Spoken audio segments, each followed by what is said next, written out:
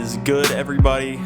We're back again with another episode of the Eye Test Takes podcast. Once again, I'm your host, Logan Hill. Man, I hope everybody enjoyed week 2 of the NFL football season this year in 2020. I surely didn't, unfortunately. I'm an Eagles fan. You guys know this. We had a bad week once again. The weekend was just not great for me. Eagles looking like garbage once again, like I said. And then I lost in 5 fantasy leagues. Yes, I'm in 5. Lost in every single one of them. So not a great start to the NFL season for me in a lot of aspects. But I am enjoying the rest of the NFL football season so far. I mean, a lot of the players around the league that I enjoy watching are having good seasons, other than the one team that I actually support fully. But it is what it is. I'm still loving the content. I still love the NFL. So let's get right into this. The first thing I want to get into is just what games I watched this week. We're going to start off with New England versus Seattle, which was a absolutely dramatic finish. Great game. Then I'm going to move on to Kansas City versus the LA Chargers. I'm going to go Saints versus Las Vegas Raiders right after that one. And then I'm going to get into Green Bay versus the Lions. I picked some of these games based on the fact that I haven't got to see some of these teams yet this year. I haven't got to watch. So I watched back. This is my first time watching New England. I was excited to see what Cam was like in a New England Patriots uniform. I was excited to see what the Chargers look like. And especially considering Justin Herbert actually ended up having to start this game for the Chargers. And then the Las Vegas Raiders, I did watch them in week 1, but just I wanted to feel the vibe of them, moving into their new stadium, seeing how that was. And then we're going to Green Bay, where I wanted to watch Aaron Rodgers play because he is one of my favorite QBs in all of the NFL. So with that being said, let me get into some of these games that I watched. And so we're going to start with New England versus the Saints. I basically created a theme, almost like a title of what these games represented to me, just kind of off the top of the head. And the first thing that came to mind when I watched this game in totality was New England, no matter which way you think of it, is going to be a complete pain in the ass for anybody in the playoffs in the AFC. Yes, I said playoffs. I think they're going to end up being in the playoffs with this new 17 format. They're going to find a way to get in. Bill Belichick's just way too good. Cam's way too good. And I just think they're going to find a way, and they're going to be super scrappy and super annoying to some of these top seeds, more than likely, in the AFC playoffs. But in the end, Seattle just had too many playmakers in this game. So I'm going to break down, some things, just some talking points that I figured throughout watching it. And we're going to start with Cam. Cam looked good, man. Like I said, this is going to be the first time I'm watching him for the 2020 season as a Patriot. And the man can still sling it. He can still run when he needs to. He has matured more. I mean, you would kind of hope at this point, in his later years in his career. But just making simple plays where he sees the play is not going to happen, he throws the ball away. Cam of old would try to force something, and I think it's kind of coached out of him a bit, which is awesome for him. Then next thing is the Pats offense this year in the red zone might be one of the highest percentaging red zone offenses in all of football. I mean, the addition of Cam makes that red zone offense ridiculous, considering they can just run QB power whenever they want to. As soon as they get in the 5, it's almost a lock for a touchdown. Seattle found out a way to kind of stop it at the end of this game. Spoiler alert there. But at the same time, I mean, any team that faces the Patriots is going to have a tough time stopping them in the red zone at all, with Cam just being so big and strong, and that O-line is just moving people right now. The Pats O-line is just as good as it's been in the past few years. And then the next thing that I saw, I mean, it's standard. Just Russell Wilson and his ball placement when throwing the ball. it is, it's probably the best in football. The only other person I see even come close to placing the ball as perfectly as him on almost every throw is Aaron Rodgers, and that's it. It's really just a list of two. Pat Mahomes is, I think, the best quarterback in all of football right now. But, his ball placement can be slightly erratic at times. But Russ just drops things in the bucket, man. It's absolutely ridiculous. And then just another thing that I noticed, too, was the free agent signing of Carlos Hyde this season by Seattle. I feel like it was kind of a low-key signing. A lot of teams were actually looking at him, and I was surprised he signed with Seattle considering Chris Carson is their starter. And I was thinking, Hyde would want to go somewhere where he could get way more, carries. But it was a perfect pickup for Seattle because Chris Carson is a bruiser, and this year he's catching the ball out of the backfield like the man. And Carlos Hyde is like Chris Carson light. So as soon as Carson goes off the field, you have to deal with another guy that can run it down your face. He's pretty quick. He can get the corner on you if he needs to. And he can still catch a little bit. He's definitely not the best pass catcher of all time, but he gets it done. Then we move on to the Seattle weapon, DK Metcalf. This kid gets better with every game he plays in. And it's only going to get more and more scary as time goes on.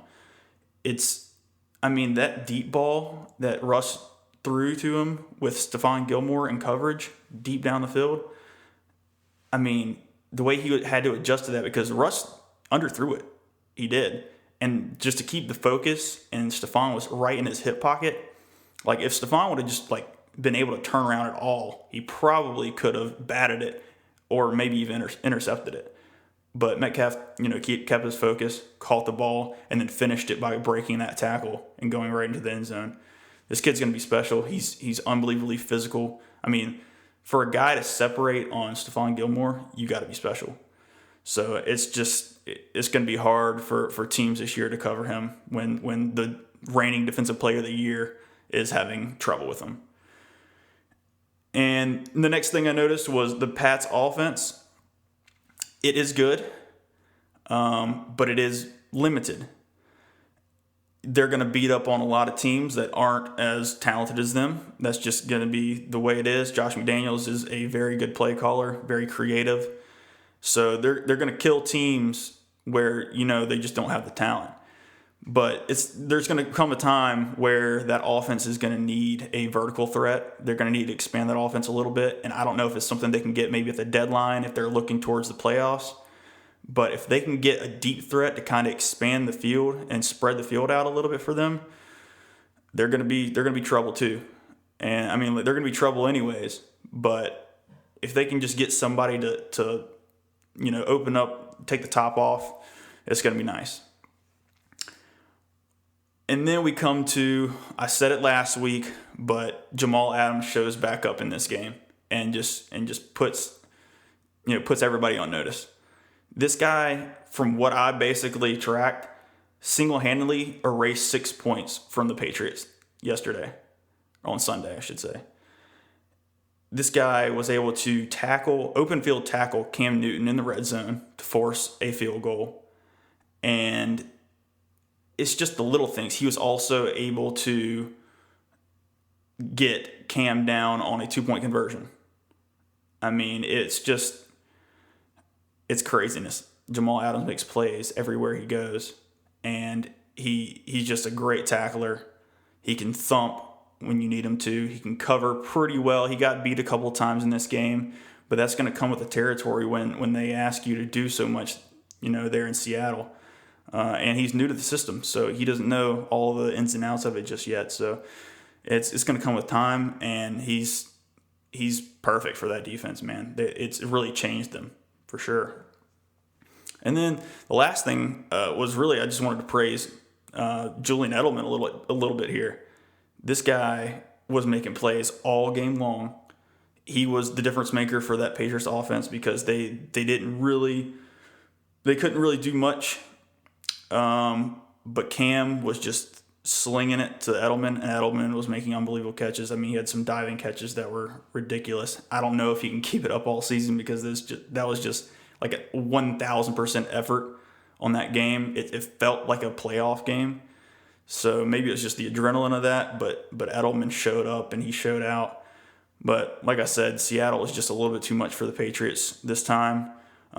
Patriots obviously had a chance at the end there, and some people are scrutinizing the play call for the Patriots there, but I mean, it is what it is. It's worked almost every time before, running that QB power with Cam, and they just take their chances with that, and it didn't work out this time. But I wouldn't hang your hat, or hang your head on the Patriots. So next game, Kansas City versus the LA Chargers. So the thing that I wrote down here for the Chargers was the Chargers have a vicious right hook. Caught the Chiefs, just punched them directly in the face in the beginning of this game. And it took Kansas City a long time to regain its composure. It really did. The Chargers came out swinging, and it was a surprise and I think Kansas City was caught off guard by the surprise start by Herbert. Herbert even was, apparently, because Tyrod had to leave basically for medical issues. And so Herbert comes out, and he's just raw, just athletic, can run, can throw the ball well. I mean, he just came out and did his thing. And the thing that really sparked me about Herbert, I don't know, it may be a backhanded compliment, but like right now it looks really good. But Herbert really reminds me of Josh Allen a whole lot. Very tough kid, can run, has an absolute missile for an arm. And he is very erratic at times with his accuracy. So that's another thing that kind of reminds me of Josh Allen. But like for his first start, like you can't really ask for more. He's going against the defending champs, and he showed up, didn't shy away from the moment at all. And then the next thing I noticed was Josh Kelly. For any of you fantasy players out there, this guy's getting the lion's share of carries. Like Eckler obviously is the first option technically on that offense, but Josh Kelly is getting the ball quite a bit. He's getting goal line carries. Eckler's catching the ball out of the backfield for the most part. Josh Kelly's not really getting too many balls out of the backfield, but I just thought that was a nice little nugget that Josh Kelly's getting a lot of carries for that Chargers offense, and that Chargers O-line is much improved for sure. So for fantasy value, it's not bad at all. So to go off that, the Chargers defense is for real. Absolutely the real deal. They added Linval Joseph to Jerry Tillery, which was a first-round pick for them out of Notre Dame, to add to Joey Bosa, Melvin Ingram. That front four is unbelievable. They get after you. Run D, pass D, it doesn't matter. Casey Hayward's out there on the outside. Derwin James isn't even playing, and that defense is unbelievable. Chris Harris is now on that defense. They gave the Kansas City all they can handle.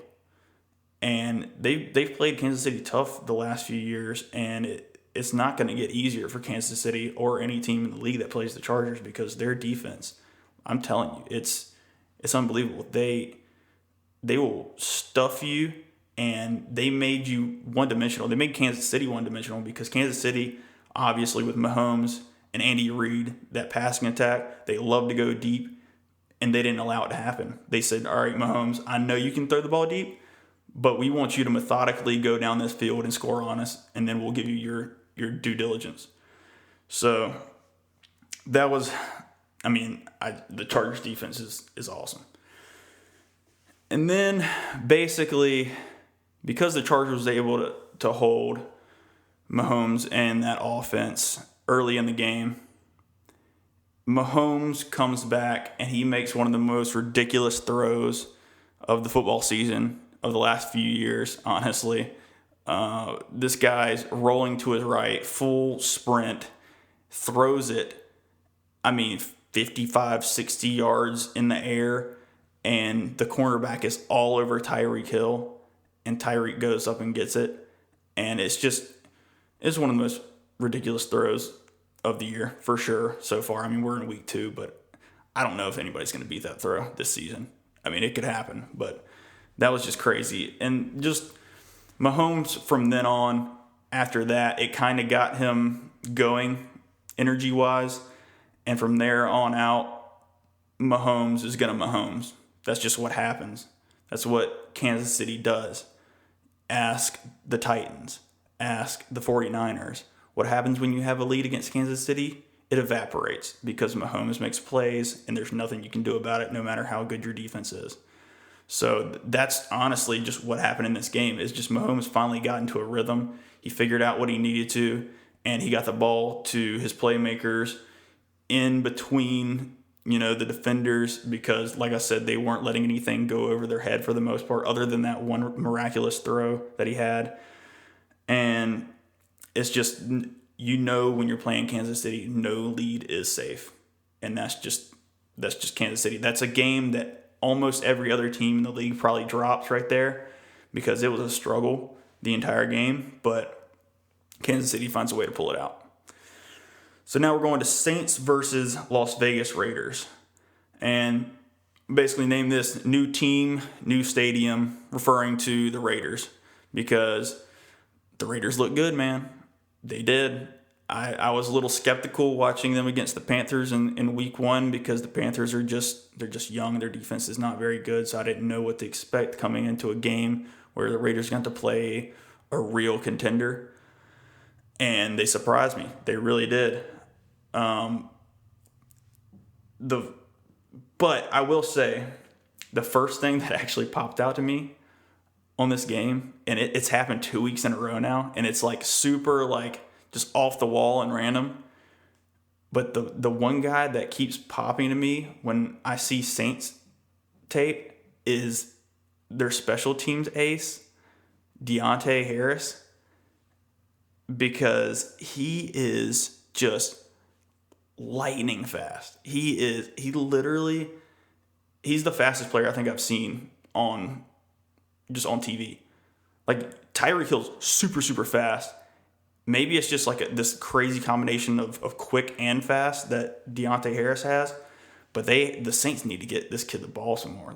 That's super random of me that that's the first thing I noticed. But whenever he's taking kickoffs and punts all the time, and they get him in gadget plays in the passing game, he is explosive, man. The Saints really need to utilize him some more. But that's a little bit of a problem with some of the things I'm seeing from Drew Brees right now, which I'm still pretty concerned about. Drew Brees is accurate enough to keep the Saints in games and beat teams that he should beat for the most part, and that's what I thought he would do against the Raiders on Monday night. But Drew Brees was okay. He still is concerning me with the fact that he is not pushing the ball down the field. It could be the defense is not allowing it, but once again, I think he realizes that he doesn't have the arm strength anymore to get the ball to these receivers. Emmanuel Sanders, he might have had one catch. I think he might have had over. He might have just been completely catchless, which I was shocked.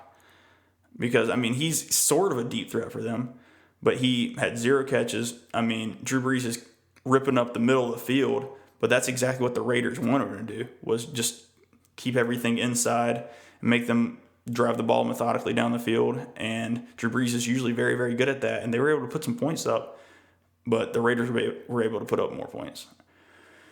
And the next thing is Kamara. Alvin Kamara is so dang slippery, man. This guy coming in and out of run plays, just he almost disappears behind the lineman and then bobs and weaves his way for 5-yard gains when it should have went for 1. He finds a way to get yardage, and it's super impressive. His catching ability is unbelievable. But this dude's the real deal this year. He's healthy now. I mean, last year you could kind of tell. Like, even though he finally came out this offseason and said, I had, a tear in my knee. Like, I was not myself last year, and you could tell it compared to what he looks like this year. So I'm just glad he's healthy. He's on my fantasy team, so that definitely makes me a happy guy. And then another guy that I actually also have on my fantasy team, nobody cares, Josh Jacobs. Absolute beast. I mean, 3 touchdowns first game. Should have had probably 3 touchdowns in this game. I mean, but he's doing it all for the Raiders right now. He's keeping them balanced by himself because this dude is dragging folks for first downs. He literally, I love this guy to death. I love Malcolm Jenkins to death. Josh Jacobs literally drugged that man for 10 yards on one play. He's so strong and tough, and he's agile. Like, he is a combination that we haven't seen in a while. Like, I almost want to say it's like Adrian Peterson-esque because he can catch the ball out of the backfield and stuff. I mean, Adrian Peterson was probably not as much of a pass catcher as Jacobs is, but Jacobs has that ability, that contact balance, that toughness to just run you over, and it's super impressive. And he's carrying that Raiders offense right now. Not to say that Derek Carr is playing bad, not at all. Actually, that's something I wanted to get to later as well. But off of that, John Gruden was play calling and play designing his ass off during this game. He really was. That's probably the most impressive game I've seen him put together since he's been back with the Raiders. I mean, he was giving the Saints all they wanted. He really was. I mean, just some of the stuff he was doing on the goal line was absolute fire. Just slipping fullbacks out, slipping Darren Waller out for wide open touchdowns. I mean, just the deception of some of those plays was miraculous. And then the Raiders O-line, they spent a lot of money on it. They spent a ton of money on guys like Rodney Hudson and Trent Brown. They drafted Colton Miller to be their left tackle. And these boys are moving people off the ball, which is only helping Josh Jacobs. Josh Jacobs can make things happen when there's a bad O-line. But it only makes it better when his O-line is just making gaping holes for this kid too. So that's another positive that, they spent the time and effort to build that O-line throughout the last couple years, and it's paying off right now. And then the New Orleans defense actually played very, very well. It was pretty noticeable that they made life a little bit difficult for Derek Carr because they weren't allowing anything to go deep over their heads. They basically were dead set on saying, Henry Ruggs is not going to beat us in this game. Henry Ruggs was able to have a very good game against the Panthers in week 1. I think they saw that on tape and was like, this is the guy that may break a game open for the Raiders. And so the Saints honed in on that. But with that being said, even though they were able to take that away, obviously, that leaves some things open underneath, and Derek Carr was taking what the defense gave him and was making plays, and more power to him. He was making Darren Waller looks awesome, but Derek Carr was just throwing him the ball, perfect placement, letting him run in stride, catching the ball in stride. It was great. But yeah, by the end of that, I mean, the Raiders won the game, almost handily. There was a chance there at the end, but I think that last touchdown for the Saints was like semi-garbage time. Like, it's not full-blown garbage time because they were only down another score, basically. But I didn't really see that as being a full-blown, real comeback attempt. So the Raiders handled business on Monday night. They got a win in their new stadium, which is really cool. I was happy for them. That's just a cool thing to do. Derek Carr signs, the score and his name on the stadium after the game. That was pretty sweet. So good for them. Raiders need some luck and some just good news, positivity in general. So good for them. Next game that I watched was Green Bay versus the Lions. Like I said, one of my favorite quarterbacks in all of football is Aaron Rodgers. I wanted to watch him because I knew he lit it up in week 1 against the Vikings, which they look bad. So I just wanted to see what it looked like in real time. But he plays the Lions, who also proved to be not very great.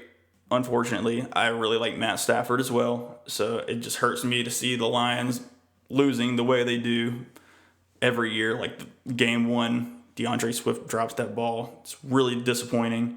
Should have won against the Bears. It's neither here nor there. But back to Green Bay versus the Lions. At the beginning of the game, Rodgers was missing some balls here and there. Missing some throws.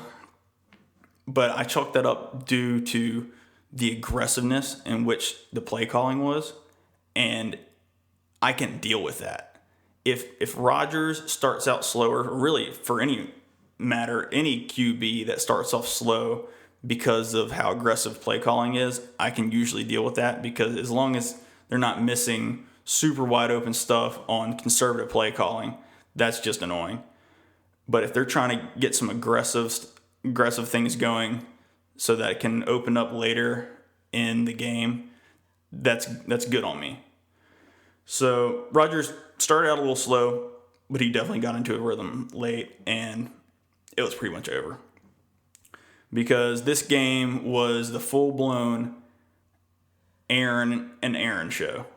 Because Aaron Rodgers showed up, and Aaron Jones definitely showed up with 3 total touchdowns. This Aaron Jones cat is ridiculous, man. He is catching the ball out of the backfield. I mean, he's going on seam routes and mossing dudes in coverage, like at the running back position. And it's not like he's tall. I mean, he's just a normal-sized running back. He might be 5'10", 5'11" if he's lucky. And he's just making plays right now and just running for like 80-yard touchdowns all the time. Like he's playing so well. And I honestly, like, I'll be the first to admit it. I thought when they drafted A.J. Dillon that his carries were going to go down and Jamal Williams was going to get kind of like pushed out the door a little bit there, and A.J. Dillon was going to get a lot of carries, especially goal line stuff. And Dillon really hasn't gotten in the game until it was garbage time, especially in this game. So Aaron Jones showing up, saying, "I'm here to stay." So good for him, dude.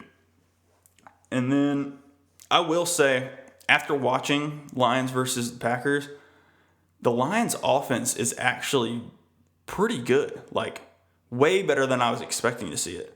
Matt Stafford, like I said, I really like Matt Stafford. I think he's one of the more talented quarterbacks in all of football. I mean, his arm talent is unbelievable.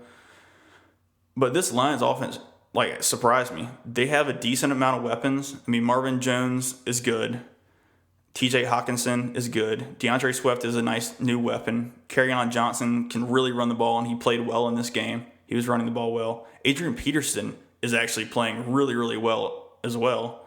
And because of all of that, all that is happening because the Lions O-line is playing great as well. And I think it's only going to get better when Kenny Golladay gets back, obviously, because he's a star wide receiver. And so I just wouldn't sleep on the Lions offense if you haven't watched it. I'd see it for your own eyes. And then that takes me right back to the Lions defense, who stink. It's unfortunate. Obviously, they traded Darius Slay in the offseason to my Eagles, which I was really happy about. Darius Slay's actually been playing very good. But then they drafted 3rd overall Jeff Okudah, who was dealing with some injuries in training camp, so he hadn't been able to get fully all the way back yet. I mean, he started on Sunday, but he's still probably working his way into the season, because you can't just go straight from being injured, not practicing a whole lot, into a game and expect to play unbelievable. But yeah, that Lions defense, unfortunately, is not very good, and Aaron Rodgers definitely exposed it. And that's honestly one of my only worries about some of this early season success for the Packers and Aaron Rodgers in particular, is just we have come to find out that the Vikings defense, not what it was, because their corners are gone from the past.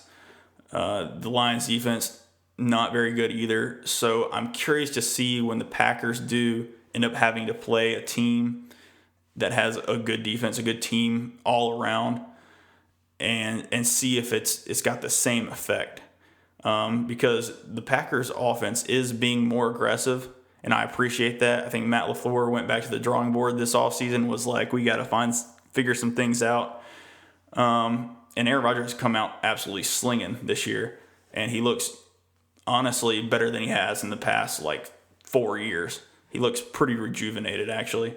And he's starting to really trust his other receivers other than Devontae Adams, getting Alan Lazard working in there. MVS is working in there. So those weapons are starting to pan out. His tight ends are getting better. His running backs are really good, with Aaron Jones, and Jamal Williams actually had a very good game in this game as well. He's getting some decent carries.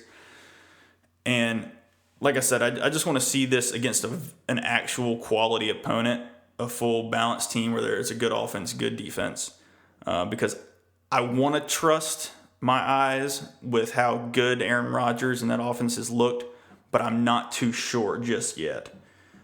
And I will say, in this game, the main thing where this game turned in general was, and a little shout out here, Chandon Sullivan. He actually was on the Eagles 2 years ago, getting absolutely roasted by the New Orleans Saints in a primetime. Well, you say primetime. It was a 4:25 game. It was Eagles versus Saints 2 years ago. Absolute blowout. Chandon Sullivan has to get thrown into the game, and Drew Brees just starts dissecting our defense, and it was just super ugly. But for the Packers, after the Eagles actually cut him eventually, Packers picked him up, coached him up. This kid makes a tremendous pick six against Matt Stafford. Reads his eyes, reads the route, picks the ball off, and just falls into the end zone basically, because they were on maybe the 10 or so at that point. And that changed the ball game, because from then on out, the Packers had gained just enough of a lead for the Lions to feel like they needed to pass the ball more. And if you have to go one-dimensional against the Packers, it's a problem, because the Packers' pass defense is very good. With their D-line, they can just pin their ears back and come after you. They have Zadarius Smith, Preston Smith, the Smith brothers, and they're great. I mean, when they have the green light to go for the quarterback, it's not a good sign. And then Jair Alexander on the backside, Darnell Savage, they're all good. It's when the Packers, or when the other team is still in the game and they're able to stay balanced and run the ball, the Packers defense is a little susceptible to the run game for sure this year, as they were last year. But like I said, once the Packers got that lead, it was over. Aaron was able to just put them away. Aaron Rodgers and Aaron Jones, for that matter. But yeah, that's it for the games that I was able to rewatch back. I guess I'll get into my Eagles and the Rams just absolutely ramming it down their throat, actually.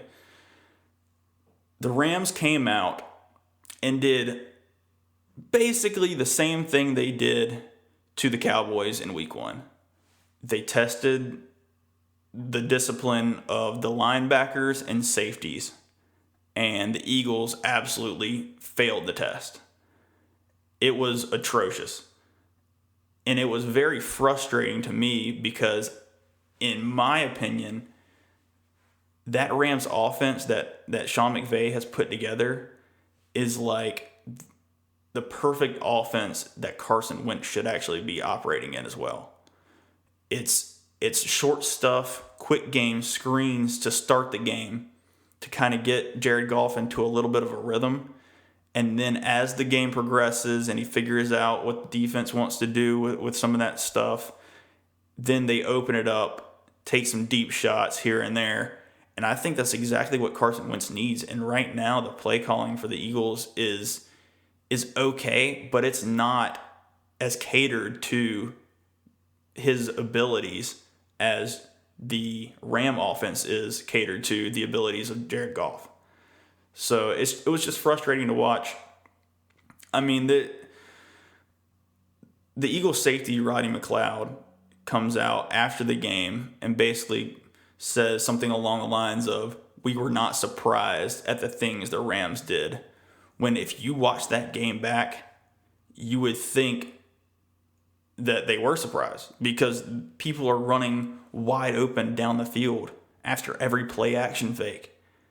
And then they think when there's a play action play coming, they're running the ball. It's ridiculous. Like, basically, the Eagles' eye discipline from the linebackers and the safeties was so bad that, like, I mean, I just don't know. Like, they didn't know where they were going. They were super lost in the sauce. Like, absolutely.